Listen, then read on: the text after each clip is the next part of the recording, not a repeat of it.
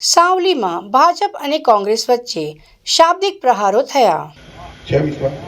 આ કોંગ્રેસ વાળા ફોર્મ ભરી ગયા છે હું ધારકને તો બિનહરીફ બધી ચોઈનથી કેટલી કરાઈ દે પણ ભાઈ તમને લોકોને મજા ના આવે એટલે ના કરાય તો પાછા અઠવાડિયું આપણે નીકળે કેવી રીતે આપણે ચૂંટણી ચાલુ રાખવી ચૂંટણી ચાલુ રાખવામાં એટલા માટે મજા આવે કે ચૂંટણી ચાલુ રહે તો લોકો મતદારો જોડે જાય મતદારોનું ઋણ એમને ખબર પણ પડે કે અમને મત આપ્યા છે અમને જીતાડ્યા છે અને અમને જીતાડ્યા એટલે અમારે 5 વર્ષ આ લોકોના કામ કરવા પડે એટલા માટે નહીં તારા 24માં તો કેટલાય કારણે હોમેથી આવીને કહેતા હતા ગોઠવી આવે હાવલીમાં જ રાગણા તો અંકિત નહીં ખાલી જ મેં વિચાર્યું મેં પછી વિચાર્યા અને શું કરવા એક બાજુ કર્યું કે ખંડિત જ નથી કરવાની ચાલુ જ રાખવાનું આ 24 તમને કહું જો બરોડા બાગોર મને સપોર્ટ આલે ને તો તમારે એવું સમજવાનું 24માંથી 24 પાકી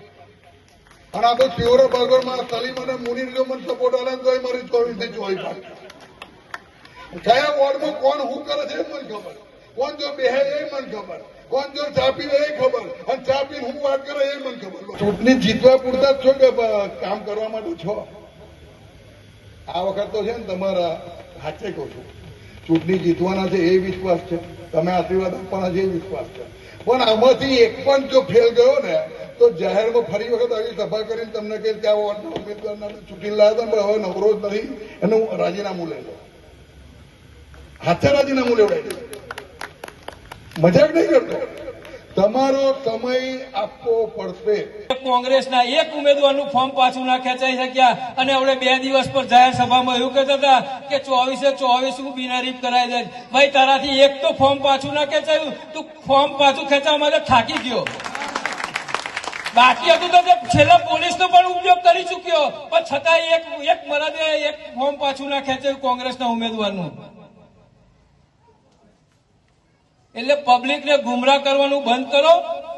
અને પબ્લિકને સાચા માર્ગે જો સાવલીનો વિકાસ કરવો હોય તું સાવલીનો છોકરો છું હું સાવલીનો છોકરો છું તો સાવલીનો જયારે વિકાસ કરવો હોય તો બે સાથે બેસી અને ગામનો વિકાસ કરવાનો પ્રયત્ન કરવો જોઈએ આ રોડ પર એ કાયમ ભાઈ આવે છે દર ગુરુવાર આવે છે